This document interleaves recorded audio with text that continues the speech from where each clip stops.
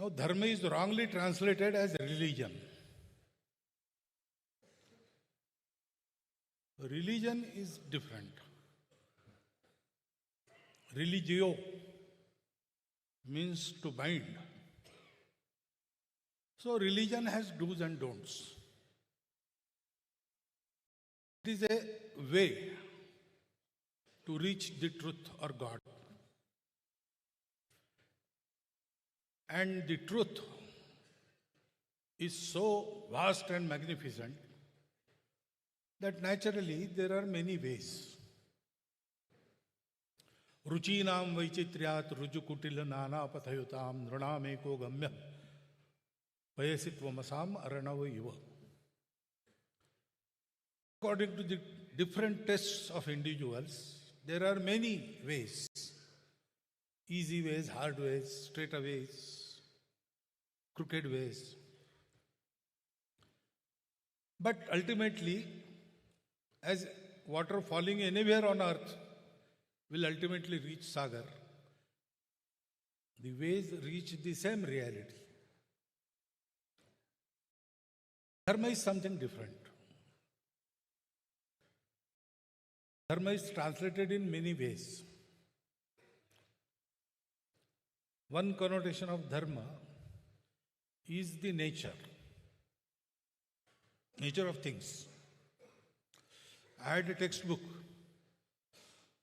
when I was studying in 10th class, matriculation. General Properties of Matter. I studied in Marathi medium. So, the title General Properties of Matter was translated as Samanya Vastu Dharma. Samanya is general, Vastu is matter, and properties is Dharma. So water will flow, that it is Dharma. Fire will burn, that is Dharma. Dharma is also duty, Kartavya. Putra Dharma, Pitru Dharma, Raja Dharma, Paja Dharma. Dharma is also described as a middle path. Extremism is not allowed in Dharma. All extremes are avoided. And there is a middle path. Tathagat himself has described Dharma as Madhyama Marga. Dharma is also sometimes translated as Anushasan, discipline. A particular way of doing the things. Sabba papasya akaranam, kusalasya upasampada, satchitta pariyodapanam, ete buddhanusasanam. This is Buddha's Anushasana. Not doing any papa, any evil thing. To lead the life so that you don't disturb others, that is kusalasya upasampada. And all the while purify your mind, your intellect, your chitta. That is Buddha's Anushasana. That is Buddha Dharma. Dharma is also that which sustains. Dharanat dharma ityahu dharmo dharayate praja. Is it needed? As a Bharatiya, I may say, Bharat has to prosper and Bharat has to give dharma. But who wants that dharma? That is the question. And for that, we have to see what today's world scenario is. There is much progress in the world, especially with the advent of science 300 years before. Many amenities have been created by the science. Our knowledge of physical world has increased many folds. We now go beyond solar systems. And we go beyond particles. So, both ends, smallest and largest, is within the bounds of our knowledge. Science has project, health has become an easier subject. Everything. People are benefiting from that. But still, problems are there. New problems are coming and old problems remain. Every human endeavor has started to create happiness in the world. Sukha. We run after sukha. We go after happiness. That is the nature of our world, nature of every animate, inanimate thing. But we are running and we don't have that. We have amenities, we have suvidhas. Life has become easy. There are so many aids we have created to make it easier. But the happiness eludes us. There is no satisfaction. There is no santosh. And so, in ancient times, there were wars. Wars continued. The First World War destroyed many things. And sane people of the humanity were shocked to see that destruction. So League of Nations was created to bring peace. But Second World War happened. So it was resolved and there was United Nations organization. It is continuing, but wars are also continuing. There is no now clearly on the battlefield one army, this side, another army, that sort of war is not there. But conflicts are going on. World arsenal can destroy 10 worlds like this. So much potent arsenal humans have amassed.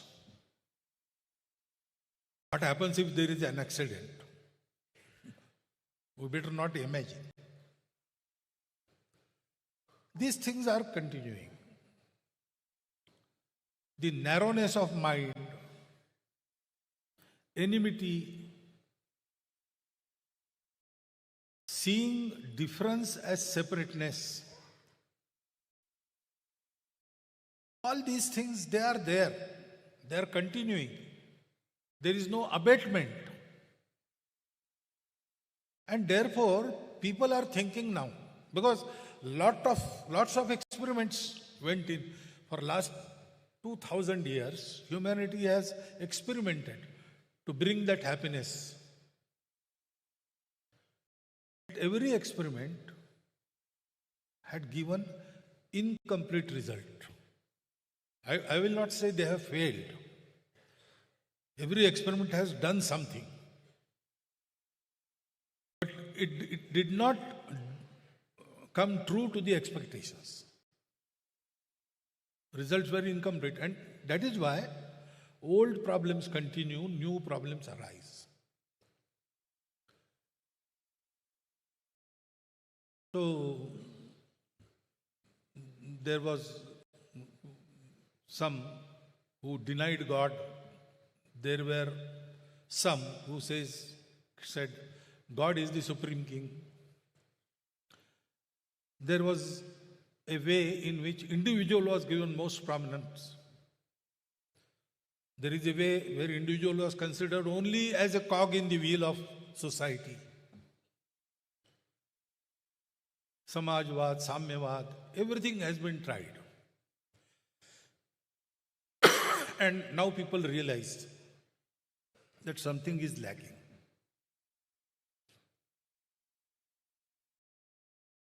That thing which is lacking, it is the cause of this incompleteness of success of humanity. Now we have complete knowledge of our bodies, our minds, our intellect. But we don't know which connects these three. Body needs some sweet, I will be happy. if I eat sweet. But at the same time, I want to eat that sweet with dignity. If someone says, I will give you one peda and I will hit you with my shoe once, as many as shoes you are able to bear, I will give that much. Well, I will deny, no. So different happiness of these three, how can we connect it? To earn money for our family, it's happiness. We go out of our house at 6 o'clock and come at the night. So the very happiness we deny by remaining outside. Our children ask the mother when there is some holiday and I am at home, who is this new person in our home? That happens. So, what connects these? Individualism is growing. So, families break due to ego problems. Societies, various communities, they conflict. And when society is kept under discipline as one, individual liberties are suppressed. Humanity, when it prospers and develops technology, environment is destroyed. And those who want to preserve the environment, they oppose all development. Because we don't know what connects individual, society and nature.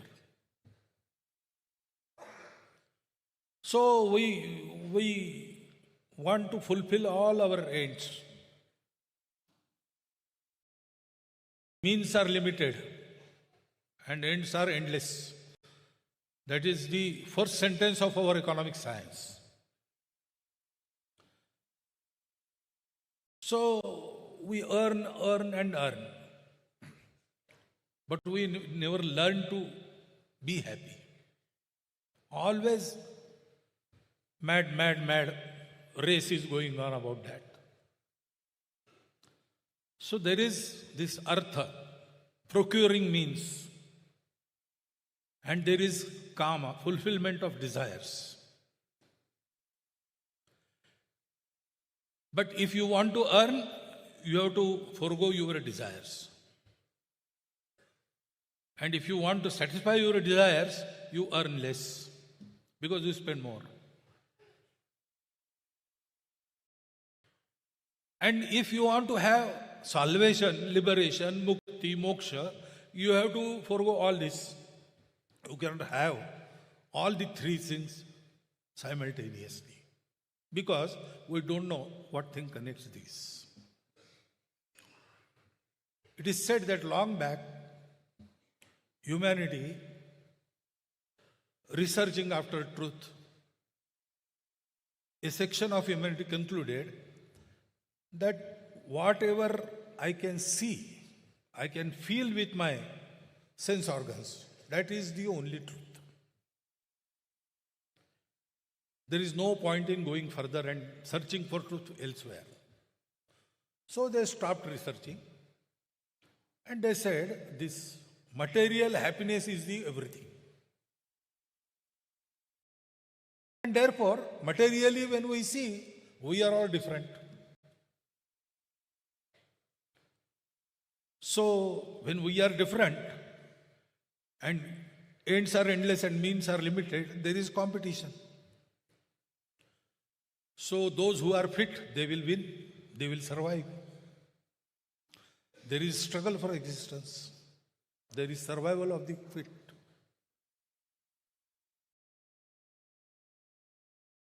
And therefore, because though earth has enough for everyone's need, it cannot satisfy our greed. And being separate, we are not sure of our safety and survival. We amass everything. So we extort it from the natural resources. So there is extortion of nature. And we are always keen to have our rights satisfied, rights obtained. We are not that keen on performing our duties. And this continues. What they tell us, the world is like this, if you like it or not. Be fit and survive. Don't worry about others. You have to survive. Because after death there is nothing.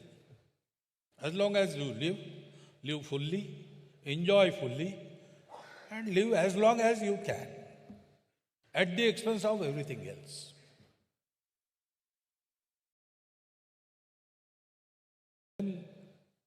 Before 350 years, this change came into human society. There was a film, The 11th Hour, and various scientists from many countries and heads of the administration, etc., spoke in that. That film was about nature, climate change. And they unanimously expressed one view.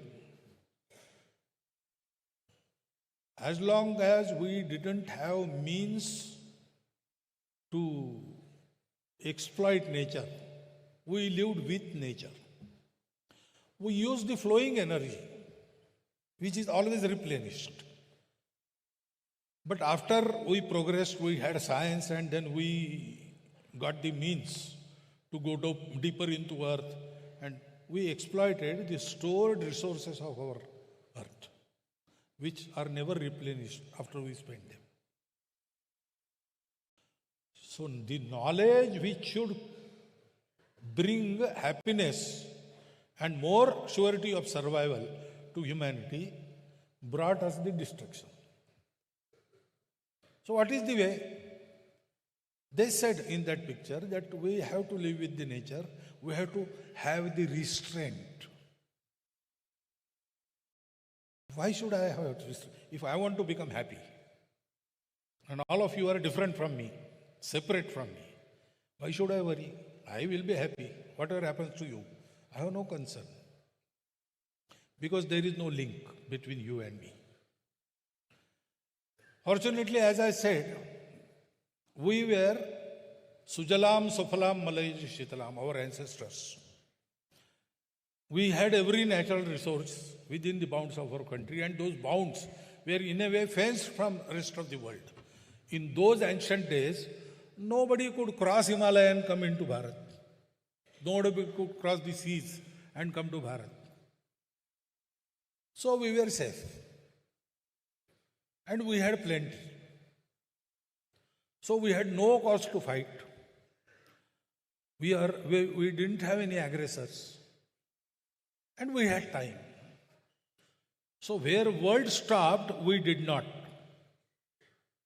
He said, we don't get that ultimate thing, absolute reality, which cannot change by seeing outside. We have to see inside. And we started seeing inside.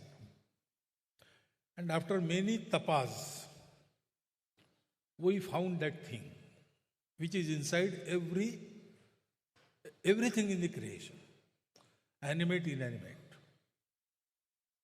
That we call Atman. Whole universe is pervaded by the same Atman. Science also says consciousness. That consciousness pervades everything. Consciousness is not local, it is universal.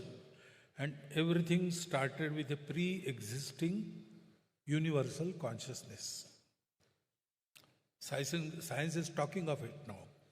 There is a branch of science, noetic science, that researches about that. But our people had, in the very ancient past, our rishis, our munis, they had this realization. By reaching that truth, then we lack nothing. There is permanent satisfaction. Everything we want, we can have. We don't have to quarrel. There is satisfaction. And this thing, that principle, that reality is all pervading. Actually, everything comes out of it and goes back into it. So everything that appears changing, impermanent and different from each other is actually manifestation of the same indestructible, Shashvat we call it, permanent, absolute reality. So, to be happy, we have to have sakshatkar, realization of that reality. And therefore, we have to have restraint in our life. We have to have the attitude of giving back, attitude of sacrifice, tyaga. All these things are necessary. That is the way to live. And then, if everything is mine, because everything has come out of the same thing, which is in everything, that is Atman. You and me are the same, we appear different. That is a question of seeing. As long as we see each other as different. You had your coffee in the interval or your alpahar in the interval. I had mine. Because you had coffee, that doesn't mean that I need not take coffee. I want to have my separate coffee. But in our household, some sweets are made and children come and they finish all the sweets. There is nothing left for the mother. Mother says, okay, you have eaten to your full, I am fulfilled. I don't want. My stomach is already full. How that happens? That is this realization of oneness in its simplest, crudest form. That oneness connects everything. It connects our sharira, mana, buddhi in form of Atma. It connects individuals, society, srishti, that is nature, in form of parameshti or parabrahm, whatever you call. And it connects our artha, kama and moksha in form of dharma. Dharma is the balance. We have to have balance. Dharma is for everybody and everything. All. We say maximum good of maximum people. Our Bharatiya tradition says, Sarvepi sukhinas santu, sarve santu niramaya. Not maximum, all. Therefore, every manifestation of this unity, which is diverse, it has its own speciality. And that is valid in the entire scheme of the world. You cannot call it bad or good. That is your perception. But everything has a role. And dharma is the balance which gives you capacity to balance all this. A very old story, every one of you might be knowing it in our tradition. There was one Shibi Raja. And in his court, a dove came flying. That dove was very frightened. And it said to the king, one hawk is chasing me. It wants to kill me and eat me. Please give me asylum. So Shibi Raja gave him asylum. He hid in his robes. Then hawk came and he asked Shibi Raja, did a dove come here? I am hungry. I want to eat that dove. I think it has come to you. Please surrender it to me. Shibi Raja says, no. He wanted asylum. I have gave him asylum. He is my praja. Now it is my dharma to protect him. I will not let you eat him. And hawk says, you are talking of dharma, but nature has given me the dharma to eat the dove. I am not a vegetarian like you. I must eat meat, otherwise I will starve. You are starving me. You are creating hindrance in observing my dharma. And you are talking of dharma. Dharma is not like that. Dharma is for everyone. Dharma is everywhere, creating happiness, fulfilling every need. Now, if we think legally only, what is the answer? Shibi Raja should surrender the dove to hawk. Otherwise, Shibiraja should kill the hawk, or Shibiraja should let the doe go free and let the hawk chase him. Whatever will happen, happen. That is the only answer. Materialist view can create laws for the well-being of everything. But they have a limit. They cannot answer this really. Shibiraja invokes dharma and he says, you are right. It is your dharma to eat meat. Your dharma doesn't say that you have to eat does only. You want meat, okay. Dove has to save his life. It will be allowed. You want to eat meat. I will allow you to eat meat. You take my meat of the same weight and satisfy your hunger. Your dharma will be protected. Dove's life, it will be saved. And my dharma to protect the doe, that also will prevail. That is dharma. That is balance. And for the balance to be restored, human beings, being the supreme in the creation, on the top of the ladder, they have to give, they have to leave, they have to let go. That way of dharma has to be given to the world from time to time. And this time has come because world is stumbling. There is no answer. Actually, there is answer if we think in the way of dharma. But that dharma has to be lived. And a prosperous nation should be created on the basis of dharma way. Then we can, because we are told to do this, and our way was also defined. Etad desha prasutasya sakashad agra janmanat. We are agra janma, we are the oldest of the nations. And therefore, those who are born of this nation, swam charitram shiksheran prathivyam sarvana manava. To educate the humanity not by preaching, by your practice, leading by example, leading from within. Our ancestors once upon a time did this. They went from all over the world, from Mexico to Siberia. They went on foot. They went in small dinghies, crossed the seas, crossed the mountains. Anywhere they went, they did not suppress anyone. They did not plunder. They did not convert. They befriended every nation. They gave the knowledge they had. And if there was something to learn, they learned it from that. Ano bhadra karto yantu vishwata. That time has come again. Bharat has to rise. Bharat has to establish itself as a dharma nation. And then freely, nations all over the world, they will see us in their own way. They will define their own swadharma. They will create the prosperity for their own nation. And all the nations together will contribute for the betterment of humanity, betterment of the universe. That has to happen.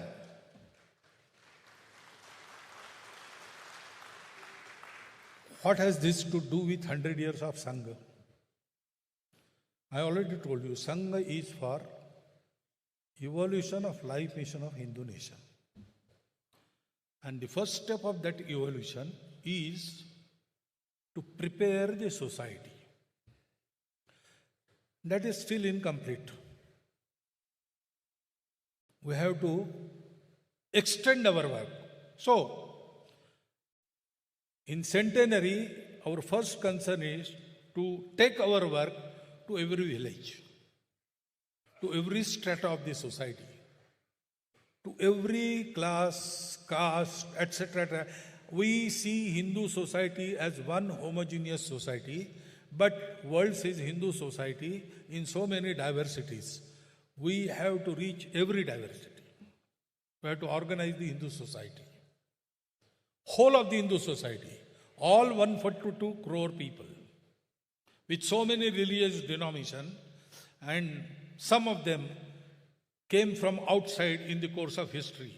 Okay, worship may change, people are ours. So first we have to do that. So we have kept going on for the extension of our work. We have plans to extend our work to all geographical units in our country and to every layer, every strata, every kind in our society. To that end, we have started our dialogue with those who do not consider themselves Hindu. They agree that they are Bharatiyas. They also sometimes say, we are not Hindus, we are Hindavi. We have come from Hindus. They say we are Indic people. We know all these are synonyms. Hindu word we use because Hindu denotes the content. Hindu is not restricted by any form.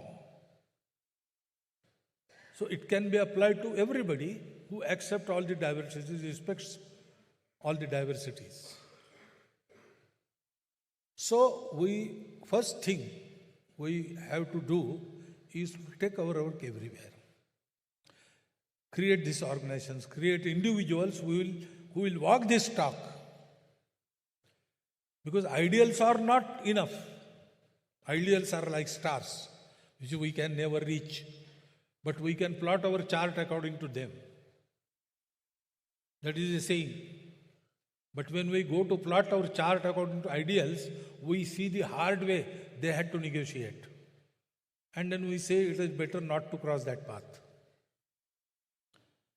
When we have someone like us, someone of our own level, doing that, we say, okay, that is a noble thing, and if he can do it, I will also do it. We have enough ideals, ample ideals. There is no dearth. But we have to have examples who are within us. The Nayak Rabindranath Tagore described. That work we will keep doing and we will try to complete it at the earliest. At the same time, all the well-meaning people of our society, we call them Sajjan Shakti. You are sitting here, you are Sajjan Shakti. They want something good to happen in our country. Not only that they want it, they try to do their bit. In any way they can contribute, they are trying to take this further. All may not agree with our ideas. All may not come to our shakas. All may not support us politically. There are different kinds. But if they are honest and well-meaning, they are sajjans for us.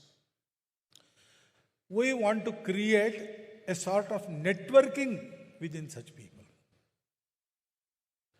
Because we work in our own spheres. Our country is vast. We don't know what is happening.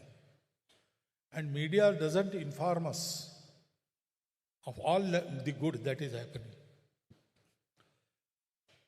Because negativity becomes news. Positivity is not a news. A dog bites a man. That is not news. A man bites a dog. That is news. And therefore, in that matter, we are not informed. And many times, a frustration comes. Nothing is going to happen. Nothing is going to improve. All this is going to decay. Like that. It comes our enthusiasm. This should not happen because the fact is, at least 40 times more good is happening in our country in comparison with bad that is happening. If one bad thing happens, there are 40 good things happening. And therefore, it is the time of good. Time of bad has passed. Time of good is there. And therefore, we should continue with our effort. For that, we must know I'm not alone. There are so many. They are working. They are also getting results. Such good things are happening. So that networking is the another plan we have. And of course, if the Bharat of our dreams has to materialize, there should be first thinking. So we want to initiate a nationwide deliberations and discussions. In what light we want Bharat to rise? How that can be accomplished? What is our role in that? How can we go about it? From individual efforts to national policies, everywhere, this thinking has to be there. A long-term planning has to be there. Piecemeal treatment cannot bring results.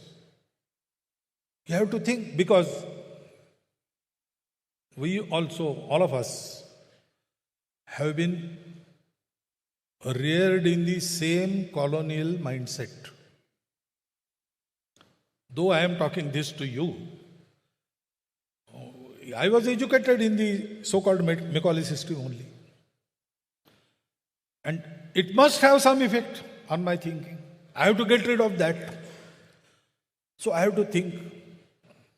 I have to pinpoint where I lack. I have to remove those.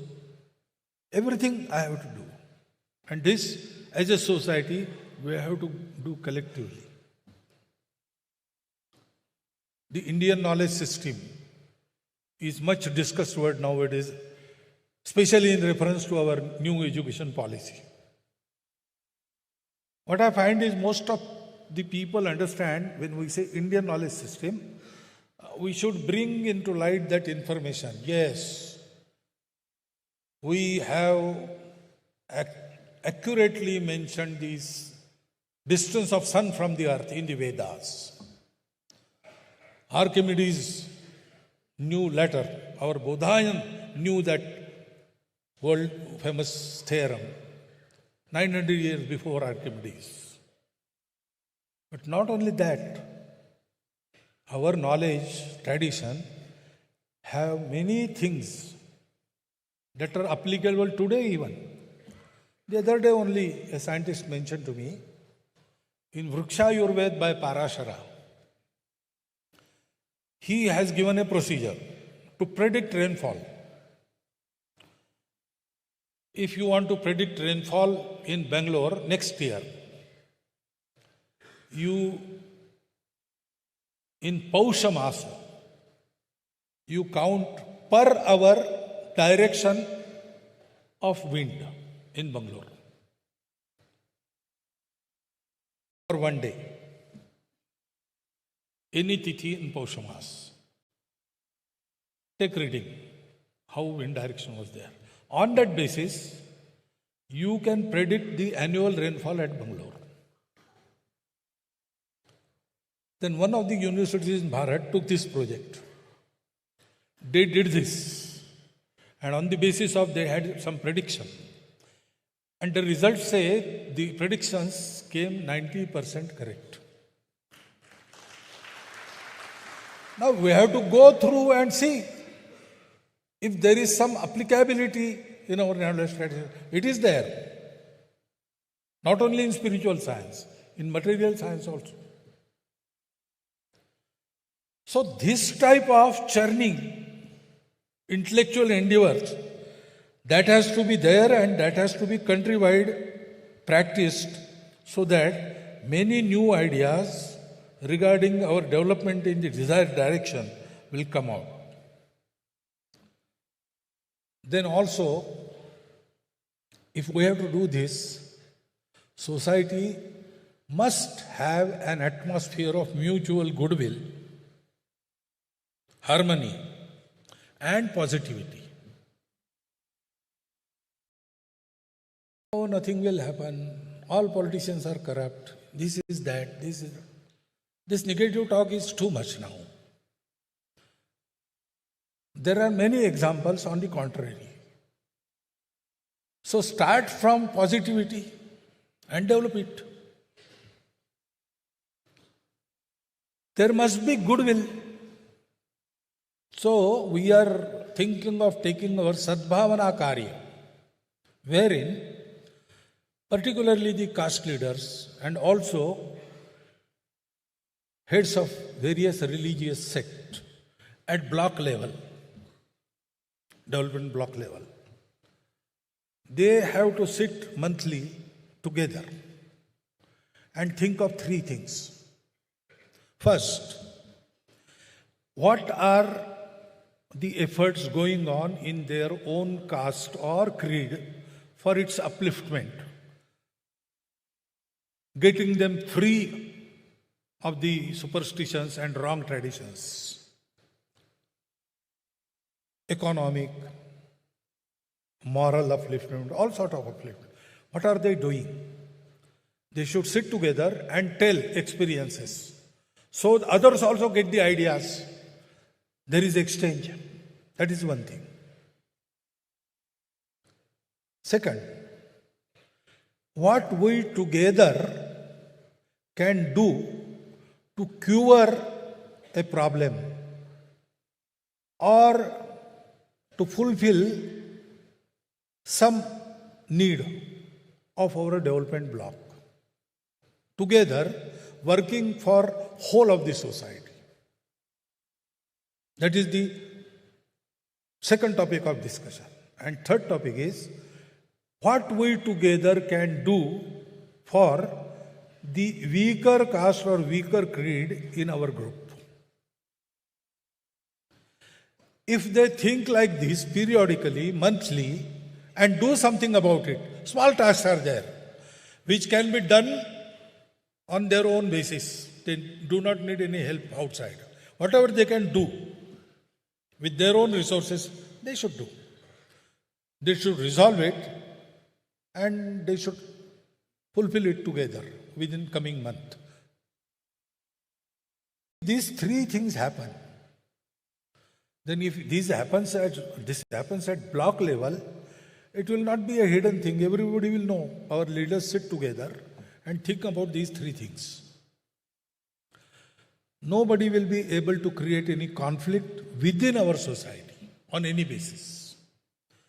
Because if any conflict monger goes and talks of some bad thing, people will tell him, don't sell this, sell these goods to us. We know our leaders, they sit together, they think of they think of us, they think of everybody, and they strive for the poor also. So don't try to incite some quarrel amongst us. That Sadbhavana we have to take up to block level. That is in our plan. And of course, such behavior will create harmony in the society, which is much needed thing. That harmony, that apnapan, because life is so diverse. And for example, we are sitting here, there are sections of our society who are deprived from centuries. So now they cannot compete with us because they are not on the same line. So we have to let go of something so that they get it and they come on the equal status with us. Now, giving something from us,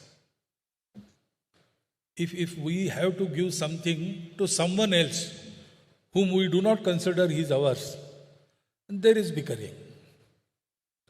But if we say he is ours, we will do whatever we can for him. We can share our wealth. We can share our everything for them. That is how progress occurs. If a man has fallen in pit and he wants to come out, and we want him to come out, we will have to stoop down and he will have to raise himself. So together we can take him out of pit and he will walk with us. But that stooping down hurts the ego. And curing of ego is not possible. Only love can do that. That love, that is harmony. That harmony is created by this Sadbhavana. And the impetus to bring Sadbhavana, to carry on the efforts, comes out of positivity. So these things we have to do. We have to take it to the block level. And I mentioned that we have to continue with the dialogue because, unfortunately, there was no such separateness in Bharat before British tried to do it. Islam came with aggressors, okay, that happened. But aggressors went back. And the Muslims here were Bharatiya Muslims. They also considered themselves Bharatiya Muslims. So, sort of harmonization, assimilation, it caught hold and it progressed. But in the reign of Aurangzeb, he tried to reverse this process. But then eventually he failed. And again that process started. And in 1857, Muslims and rest of the Hindus, they fought with British together. To consolidate that unity, Bahadur Shah Zafar issued a farman banning cow slaughter. All these things happened. Rama Janmabhoomi did not remain a debate. Hindus of Ayodhya and Muslims, they came together and they resolved that Ram Mandir should be constructed. We will give it to the Hindus. Seeing that, British were alarmed. They say that these very appearing, very different people and always quarreling with each other, but if a foreigner comes in them, they unite till they oust us. So we have to do something about it. And then they recognized all the fault lines in our society and tried to widen all the gaps and did some permanent things so that this bickering should go on. Now we are independent, but those reminiscences of those times, they play a very bad role. Remnants of those differences, they are playing havoc. We have to sit together, talk and dispose of it then. Yes, what happened, happened. Okay. Now we have to start a new chapter. We are one people, we are one nation, we are Hindu nation. Okay, you don't like the word Hindu. We are Bharatiya nation, we are Indic nation. Say something, but the essence is, as a nation, as Sanskriti, as a Samaj. I should not say nation, I should say Rashtra, because nation compulsorily involves state. Our Rashtra concept is not state, it is Sanskriti. So, in Bharat, in our history, there were many kings and one nation, one Rashtra. We were independent, we were Rashtra. We were slaves, still we were that Rashtra. Hindu Rashtra continues. Conditions change. We are that Rashtra. Only difference is our worship. That is allowed in our Rashtra. All these understandings should dawn on the minds, on those minds who, for say 2 centuries, have been raised in the separateness of the things, deliberately, to cut them out from us. If they forget this, then division occurs.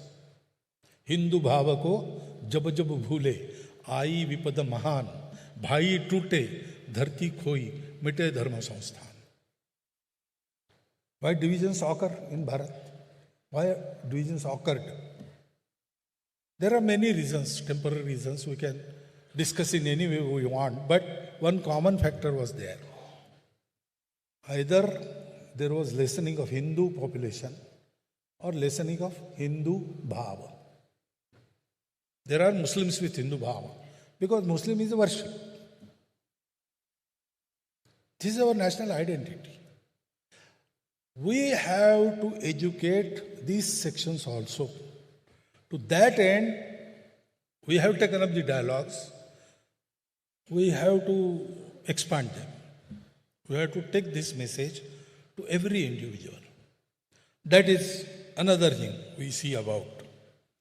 Then actually, on the basis of dharma, how do you propose to conduct the day-to-day affairs of a nation? We have to create small models. How a village development can occur on the dharma concept? How do you propose to provide for health of every individual through dharma concept? All these are the things we have to answer. And for that, we have to create models. We have already started this work. And we have considerably had some progress in that. But we have to take it further. And we have to innovate in many new ways. And we have to have contact with others who are working in these fields. With different ideas, not necessarily dharma model, but there are many things we can learn from them also. And they can learn from us. There has to be cooperation. There has to be complementation. There has to be a learning from each other. And that we have started. We have our Seva Sangam scene, which we invite all such people and exchange. Give and take occurs. And then, of course, when we say etad desha prasutasya sakashadagra janmana, so we have to create a life in Bharat first, which is free of all these anomalies. In Gandhiji's words, there were 7 social sins. We can find them in different degrees in every country of the world. Pleasure without kamshas, wealth without work, knowledge without character, commerce without morality, science without humanity, religion without sacrifice, and politics without principles. That is the malady prevalent everywhere in different degrees. First, we have to create Bharatiya life free of all this. And then we have to invite the world, or we have to go in outreach towards the other countries of the world and tell them, sir, we have found this way. You can come and see, study it, and whatever is applicable in your country, you can pick it from here. In the process, if you have something to teach us, please teach us. The way need not be exactly the same. Basis is same. Our gantavya, our reaching point is the same. But we start from Bharat, and we start from UK, and we start from USA, from Australia, from some southeastern country, Kazakhstan, etc., etc. So they have their own standpoint, and they have to adapt these models to their own situations. This exchange should occur. For that, a global outreach should be there. And particularly, first, our neighboring countries. Most of them were Bharat 100 years before. Actually, they are our people. But politically, they are different countries. And we honor their sovereignty and everything else. But that doesn't mean that we don't want to cooperate. Initiatives like SARC, but they are government initiatives. I am talking here of people-to-people cooperation. People to people. So, if our neighboring countries are being helped by Bharat in creating good life in those countries, that is a message for world. Otherwise, you will go to America and preach them about this. They will say, first, take care of Nepal, take care of Bangladesh, take care of Sri Lanka, then come to us. There is nothing difficult in this. These are our people. even in today's conditions, they have many similarities with us. Actually, they feel most at home when they come to Bharat. And we don't feel we are outside Bharat when we go there. You can travel and take the experience. So we have to do this. These are some things in our minds. First few things we have decided. We have a plan and we will proceed. But this global outreach, the neighboring countries, creating a model, national model of Bharatvarsha, definitely we intend, they are in our intention, but now we have to go step by step, create some plan, have the primary things necessary to execute it, and then that I cannot decide individually. Our Pratin Sabha decides upon that. When and how is their prerogative. As I was introduced, I think, in that I am only friend, philosopher and guide. So, in our philosophy, that is there. And we, each of us, very ardently wish to this to happen. But when to go about it and how to go about it is a matter of decision which our Pratin Sabha will take someday. And this will happen. So, after completing a century, we feel delighted. Some credit also we feel that we have some credit about that. But we know that our task is still incomplete. In a way, we completed 100 years is a matter of pride. But also, we took 100 years to come here. That is something for us to introspect. So, we have a task ahead. Miles and miles to go. So we are at it, and we expect that after hearing this, you will, in your own capacity, if you can directly cooperate with us. Indirectly, you can help us. Or no, you are doing something else which is very good. You want to continue with that, okay, that is also helping us. If you do any good deed, good for the society, good for the humanity, you are part of our work. Now, Sangha doesn't expect you to wear uniform, except everybody. And it is impossible. 142 crore of people in single uniform at single place is impossible. We will create centers, we will create individuals. They will be the focal points. But an atmosphere of dedication for the nation, an atmosphere to work for the good of the humanity, an atmosphere to keep oneself moored to the values we have got in our inheritance. That is what we desire. And to have that atmosphere, certain expanse is necessary, we have to go about it. As I said, Sangha is neither opposition nor reaction, not a temporary thing. Sangha, because it is evolution of life mission of Hindu nation, and life mission of Hindu nation is Vasudhaiva Kutumbakam, Sangha wants to prepare the society, prepare the nation to be organized and with benevolence act for the humanity is normal state of any nation, any society. I hope we all together in coming few decades achieve this status of our society, of our nation, and definitely in that achievement, we also as Sangha will have our own contribution. If you don't acknowledge it, I don't have to complain. But whatever you do, you should know these facts about Sangha and form your opinion on the basis of facts, not hearsay or narration or perception. That was the only wish. So, after telling you that, I think I should welcome your questions tomorrow. Thank you for hearing me to continuous session. For how much long time, I don't know. But I think you have heard it all. Thank you.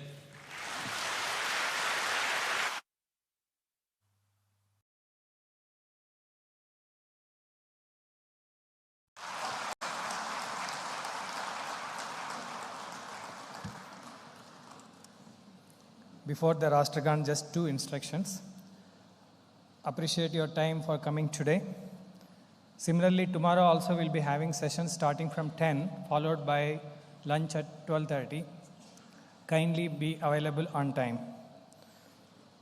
Please don't forget to send your feedback as it is displayed here. The moment you type in your mobile or in any place, www